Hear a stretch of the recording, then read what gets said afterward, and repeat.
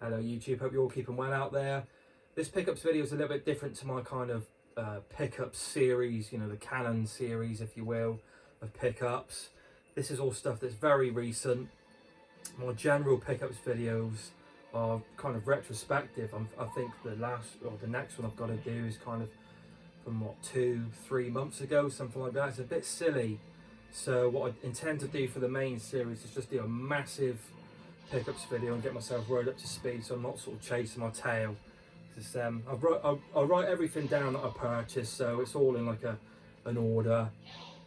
But yeah, I'm massively behind with the kind of main pickups. But I thought I'd do this one because there's a lovely little topical game in this that relates to a few videos ago that I did. And yeah, some nice charity shop finds and a gift from my sister as well. So I'm going to start with a gift from my sister. It's not video game related, but it's retro and it's kind of geeky, kind of. She got me this on Facebook Marketplace. Old Morph and Naughty Chaz. He was naughty, wasn't he? Mischief maker, a menace. They are missing their spikes here that go under the books, their bookends obviously. But new, or you know, in very good condition. These go for a very good price. So yeah, my sister did really well with these. I'll put these somewhere in the games room, but I thought they were really cool. So there's those two. Make sure they're in shot. Right, the first of the games. Now down by my local Asda, which I frequent to after I go to the gym, I usually go into there to pick up some groceries, and they've got a post office there, a charity shop, or two charity shops. One's not very good though, one's more clothes, and one that's kind of okay. But I thought I'd take a punt on this charity shop. It's very hit and miss, and today it was hit. So I kind of couldn't believe my eyes when I saw some Xbox games in there. Now I'm not collecting hardcore for the Xbox One, he says. Watch his space. That generation I owned the GameCube, and I'm really hitting that collection hard, and I'm happy with it. I'm sort of done with the GameCube as far as I'm concerned. I will do a collection video quite soon. But the Xbox I did own for a year after I came back travelling from Australia and Malaysia. And I plumbed for the Xbox because out of that and the PlayStation 2, it tended to be that the Xbox, as you know, tended to have better resolutions and just performed a little bit better. So I went for that one, and I'm only going to get the games that I really loved back in the day when I bought it for that year, or games that I'm kind of interested in, some exclusives really. Because the multi-plats obviously I've probably got on the GameCube. So the four that I got, all £1 each. I got Star Wars Knights of the Old Republic, fantastic game. Played this back in the party house, the bachelor pad that I've mentioned in numerous videos back in the early noughties. Just lads sharing a house. Good times. My mate owned the Xbox. Is there something else I can help with? No. Silly watch. Where was I? Yeah, my mate upstairs owned the Xbox, I had the GameCube. My mate next door still retained his Nintendo 64. My mate Matty downstairs had the PlayStation 2, so we had that entire generation covered. So I played this, went all the way through it, finished it, fantastic game. Started off good, and I think I remember turning into a bad person, and yeah, using the dark side of the force to yeah, just create havoc. Fantastic game. I played this one, Knights of the Old Republic 2, but I don't remember finishing it. I think at the time I was living at the house, and that's where I went to Australia, and I think this was the game, one of the games that I was kind of playing near the end before I left. So there's that one. Thief. Really intrigued about this sort of game, you know, very stealthy, sneaking about, chiving people quietly, dragging them around, stealing. Yeah, it sounds absolutely great. Love my Splinter Cells, love my stealth games. I know they're not for everyone, but hey, I absolutely love them. And the next one is Dark Alliance 2, Baldur's Gate. I've got the first one on the GameCube, but I don't think the second one came out for that. I believe it was only a PlayStation 2 and an Xbox. It only came out on the PlayStation 2 and the Xbox. So yeah, this one, brilliant. All £1 each, £4. Happy days. There's more of this charity shop later with a gem, which I'm going to save to the end. The one that I was talking about, which is very topical to a few videos ago. I'll say no more. So next, I went down another local charity shop, which is by my Tesco's, which is just down there, and I've had loads of great things in there. I keep my eye open for toys. It's massive as well. You'll go in, you got your kind of cabinets with jewellery, more sort of pricier bric-a-brac, although they're very good for prices in there. And your clothes, and then you've got your books, your video games, your DVDs, your Blu-rays, your vinyl down the back, and then you've got a massive toy section all the way from, like, you know, early years, little kiddies, all the way up. So with loads of books and things like that. But anyway, I did my route around, found a couple of little bits, but I walked through the toy aisle and I did a loop. I'm sort of scouting around like this, you know, as you do, a bit like the Terminator, sort of trying to scan everything and take it all in. And just as I was leaving the toy area, I sort of did this double take, and I noticed this kind of very retro-y, plastic seated thing over by the window where they keep like your baby chairs and you know, your sort of like the baby rockers and things like that. And I sort of honed in on it, started walking towards it, and as I did, I noticed the word Tomy on it. And basically, I've got rid of it now, but I'll explain about that in a minute. I'll stick some pictures up here. It's like a little kind of children's arcade unit, and think the speeder bike from Star Wars, you know, Return of the Jedi. You've got these, you sit on it as a bike, you've got your turbo throttle on the pedal, you've got your grips, you've got a fire button and a turbo button, and you've got a screen in front of your cockpit view there. What was it called again? The Astro 2000 Speeder. Don't know anything about it, and I couldn't believe my eyes when I saw it. There was no way it was staying there. That sucker was coming home to stay with me, albeit for a little while. And it was a bloody great thing as well. You know, quite heavy, weighty. It was mains operated, and obviously it was a little bit risque that, you know, it could not, you know, it might not work. So when I spoke to the woman, I said, look, you know, obviously I don't live too far away. I'm going to go back and test it straight away. If there's any issues, can I bring it back? She was like, yeah, of course you can. So all that was cool. But anyway, yeah, I couldn't believe my luck with this thing. Never knew Tony did anything like this. I knew they did all the kind of more tabletop electronic devices. Anyway, got it home, tested it, it worked absolutely fine. I did consider keeping it for my daughter, but, well, I mean, she's only, what, 15 months so she's have to grow into it. But when I switched it on with the sounds going, she just started crying. So that clearly wasn't a good sign that she might want it. And I thought, well, I can't really have it hanging around the house. I could put it up in the loft into storage, but it was quite a big, bulky thing to keep around the house. So I sent a message to a local retro game shop owner. I know he's got a few tabletop games, you know, like Scramble, Grandstand Scramble, Astro Wars, the Tomy, sort of red Porsche bonnet and interior with the steering wheel, the gear stick and everything. He had that, and I showed him the pictures of it, and he was like, my God, I've never seen anything like that before. He didn't, you know, even know anything about this. And come up with a deal that, you know, I had like credit in his retro game shop. So he got that. He was happy with his purchase. I was happy with the deal. And I've still got plenty of credit left, but I picked up a few games. Again, I'll start with the Xbox game that I had to get for the Xbox. I've got this on the GameCube, and I've got the Splinter Cell HD collection for the PlayStation 3, but this is where it was at. This is where Splinter Cell belongs, really, on the original Xbox. And I remember my mate getting this, and I was thinking at the time when we were playing it, we were like, this is the best game ever. It was absolutely fantastic. Knocking people out using the sleeping gut, you know, the gun which puts your enemy to sleep, then falling down, picking them up, dragging them into the shadows, putting the body down, and laying all these traps, doing these moves where you sort of go up onto the wall with your legs and you can aim down from above. And oh, it's fantastic. That game was made for me. I absolutely loved it. Splinter Cell's excellent. The second one, Pandora's Tomorrow, arguably better, and Chaos Theory's really good.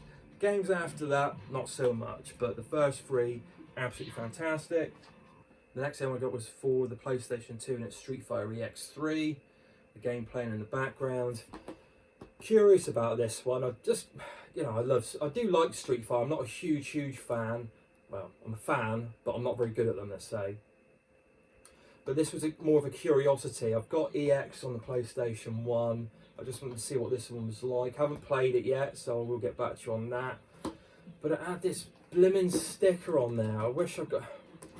He had another copy of it, but had a white case. I should have asked to swap the sleeve out. Anyway, but I tried using Goo Gone on this thing, and I kind of saturated it. And usually it's very good for stickers. They just sort of peel off, and it's lovely, satisfying... You know, it turns them into like a plastic almost, and they just sort of peel off with one. But this is the stickiest sticker that's ever stuck. It's ridiculous. I saturated this blimmin' thing, warped all the, well, it's not that bad, that. It's warped anyway. That dried fine, but I put this thing back in here. It must have still been damp, and it's made this all warped. So, you know, I can't live with that. Can't sleep with that. So I picked up a new version of the game which was on eBay. I put an offer in and the guy accepted it, and it was cheaper than this price, so happy with that. And then I'll flip this one on, so there's that one. And I got some Spectrum games. I was rifling around in a box he had to the side there. He was like, "What you did? Those are stuff I haven't gone through yet. You know, I need to go through them." I was like, "Man, they're down here. You know, I need to." You can't leave this box of goodies here and not have people rifle through them. But anyway, he's fine. But it was all 8-bit micro computer stuff, joysticks, leads, all tatty, all dusty because obviously they just come in. A couple of Amiga bits in there as well. I don't collect for the Amiga, but I do collect for the Spectrum. There's some Amstrad, CPC, and Commodore 64. Plenty of Commodore 64 stuff actually. But I just picked 3 Spectrum games. There was loads of good titles there. A lot I had, but 2 are the infamous Hit Squad games. I've got Bobble, Wonder Boy, and Turrican 2. Bobble, a classic game on any system. I've got it on the Master System. It is absolutely fantastic. I don't think there's a bad version of it, so I had to get that one. Wonder Boy, I've never played on the Spectrum. I've only got it on the Master System, and I played it in the arcade. Love the game. Had to try this one out. Turrican 2, again, I'm a huge fan of the Turrican games. I've got that one on the SNES, or sorry, Turrican 1 on the Super Nintendo. Turrican 2 is a little bit out of my price range, and I doubt I'll probably ever get that, so I'll be playing that one on ROM if need be. Tested them all out and they all work fine. I've only played Wonder Boy though, just to give that one a go. Plays quite nicely. It's even got the famous music from Wonder Boy playing on the Spectrum 128 version. But man, the collision detection in it's terrible. You have to like jump like a good centimetre, inch away from the rocks or any of the snail baddies to miss them. Yeah, very poor. There's those. Just move those slightly over there. There. 2 items left now. This one is the most recent purchase. It's still covered in dust. It's not video game related, but it's retro and it's geeky and nerdy. It was in the same charity shop that I got the Astro 2000 Speeder, and it's a toy. I'll just show you. It's all this and just how to get it. It's K9, a remote control K9. Now, I'm not a big Doctor Who fan in any shape or form, but as a kid, I did like it. I remember the Doctors John Pertwee, Tom Baker, And around the time that I was watching it, kind of, not religiously, but I was watching it quite frequently, was with Peter Davidson. And a lot of the design in Doctor Who I liked, and I've always really enjoyed Kanan. So I saw this there. It was £5, and I picked it up. And as I did, I noticed a guy in there, sort of going around, and he's a reseller. I see him in there quite a bit. He comes in with his Tesco shopping trolley and takes bits and bobs, and I could feel his eyes on my bounty. And he said, "I don't think that works, mate." So I was like, "Oh, right, okay." And he goes in there, and whenever he finds anything electrical, he always carries with him batteries and screwdrivers and things like that to open them up and test them before he actually makes a purchase.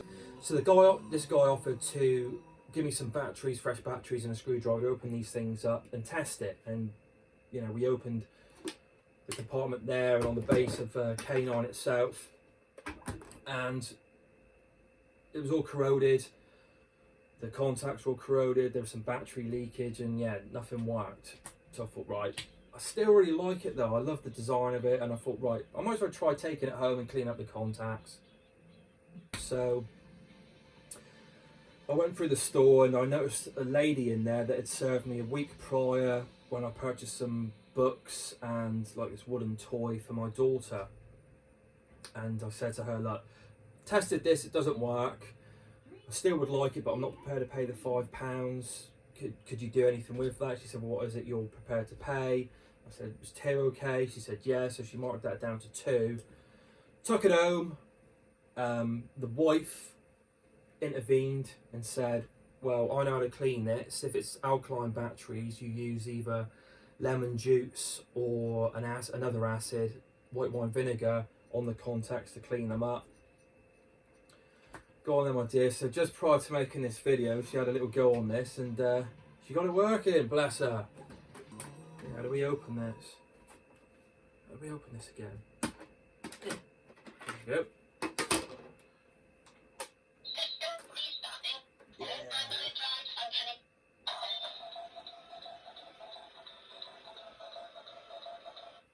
Look at that, I think it's brilliant, badass. I would drive it, but yeah, it definitely works. We had it driving around downstairs earlier. Very pleased with that. So that is going to stay in the game room. Again, not really a huge Doctor Who fan by any means, but I've always liked K9. Fantastic design. There's that one. Where did I put you? I believe you there. Right. Now the last pickup and the gem of the video, and very topical as well, and that's why partly the reason I wanted to make this, because it's in relation to a video I did 2 videos ago. Went down to post, funny enough, a couple of things that I sold on eBay at the post office next to Asda. And by Asda, as I said before, is the charity shop where I picked these up. I thought, shall I go in? It was one of those, you know, shall I, shan't I? I was a bit rushed to get back and crack on with work. I'll go in. Went in, and went straight into the little game section, videos and DVDs, and I looked, and I sort of did this double take, and I was like, really? Really? Are you there? And it was this game. See it? See it? See it? Yeah. When I went to the Isle of Wight, I went into a game shop and I found Gregory Horror Show for £25. It was missing the manual, but still a good price. And I thought, you know, I want to play the game anyway. I was kind of bummed that when I phoned back up, the guy had already made arrangements to sell it on. I think he probably just took it to CX or whacked it on eBay, and that's fair enough, you know, it's his business, so that's, you know, completely fine. But to go in to the charity shop there and see this, it was just like, what are the odds? How weird is that? You know, and it was this wonderful double take that I did. It's all complete as well, and it was only £1. So there it is. I was over the moon with that, and it was this game and 3 other PlayStation 2 games, but all the other PlayStation 2 games were, I think one might have been a wrestling game. What, I can't remember now. It would be in the picture that I've put up there. I can't remember, maybe a SingStar game or something. I can't remember, but they were just quite blah, and you had this diamond in the rough as well. So, you know, this is the reason we still go to charity shops to find little gems like this. Yeah, absolutely over the moon with that. So that's the end of the pickups. Thank you for watching. Thank you for bearing with me. I've had a couple of ciders, so I might be a bit more drawn out, and it's hot in this room, and I'm really tired. But I had to make this little video. I am going to make that massive pickup video, I think, just so I'm bang up to date and I'm all done. But before I do that, I've got a couple of other videos in the pipeline. So until then, everyone take care, stay safe, and I'll see you again.